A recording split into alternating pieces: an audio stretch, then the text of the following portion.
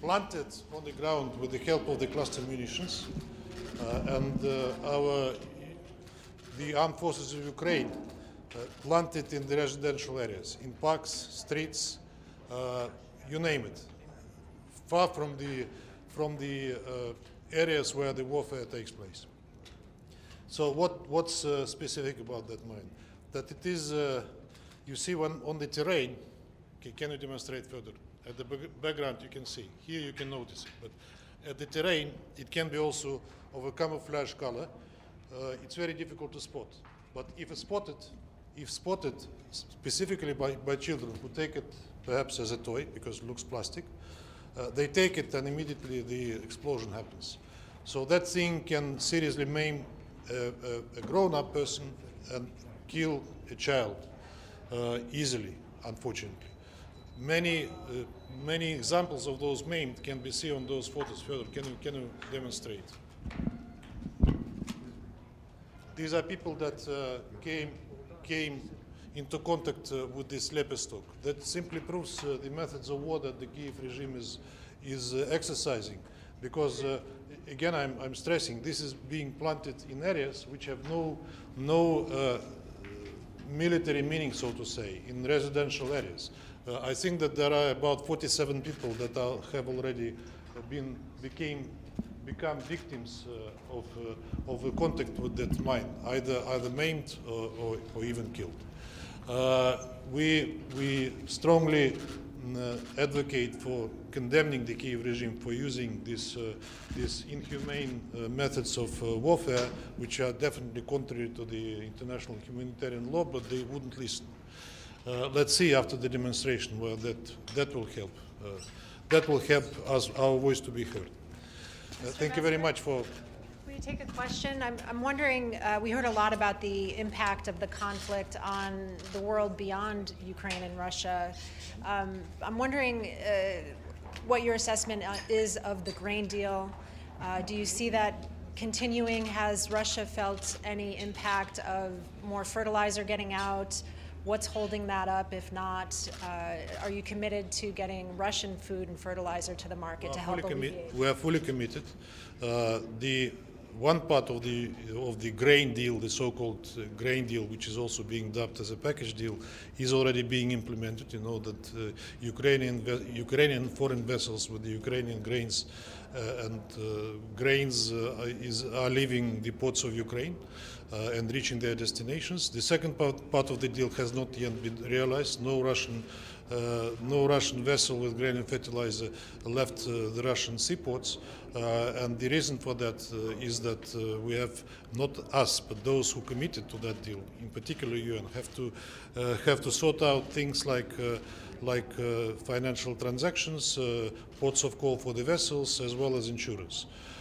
Which has not yet been resolved, and that's why I mentioned it today in my statement that the deal lasts for 120 days, and the prolongation of it will to a large extent will depend on whether the deal is fully implemented. Mr. Ambassador, this is the 6-month anniversary today of Russia's military operation. Looking ahead, are we going to be back here in another 6 months for a 1-year anniversary? I'm no fortune teller. I will not be able to answer your question. Well, what would you like to see happen? I would like to see all aims and targets of the military operation that had been set by the Russian leadership implemented, and we have the negotiated solution that would end that conflict, but provided and on the conditions that the goals that were set are implemented. I would like to ask you about the UN, your assessment to the UN mediation role. You criticized the United Nations Secretary General for many things, shortcomings. What other things would you expect from the United Nations to do in order to alleviate the situation and bring about peace? First of all, not to aggravate it. That's the primary thing that we are looking from the United Nations for. Today we heard what Under Secretary General Di Carla was saying during her briefing, and a lot of things that she said were not were not corresponding to the reality first, and secondly, they were, in our view, biased and clearly siding with one side of the conflict, ignoring facts that we are providing regularly and interpreting them in the way that makes it clear on which side the UN is. What does that result? 6 months after the military operation, is there any room for peace process with Ukraine, and is Russia ready to do some concessions? Look, the peace process, that is the negotiations process, I would say, that started early in the conflict, as early as March, and which led to what it was Istanbul, right? The Istanbul meeting where Ukrainians made proposals that were in general accepted by us, which we put on the paper in the legal form of a language and sent it to them, and then we heard nothing. We heard nothing. They are not contacting, not negotiating. President Zelensky is saying that the condition to negotiate is full Russian withdrawal from the territory of Ukraine, and that does not limit. He does not limit it to the current status, but to the previous one as well. Now he's saying that if there is a tribunal over the criminals from Azov in Mariupol, that will close the road to negotiations.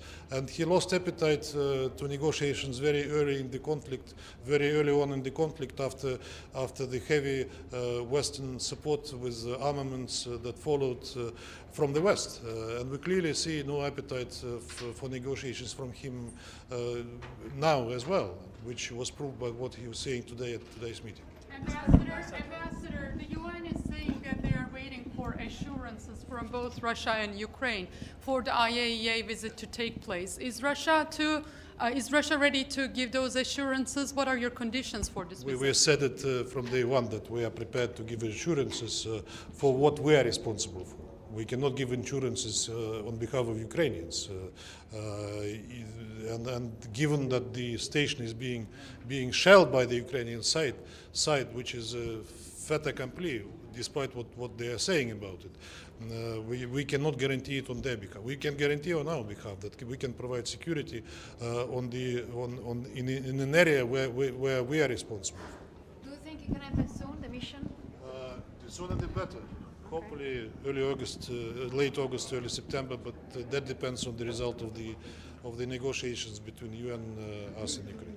Thank you. Do you have any opinion on this idea of a permanent presence of the IAEA? I'm not a nuclear specialist, but I would personally welcome it. Let's see how the parties will agree. Thank you.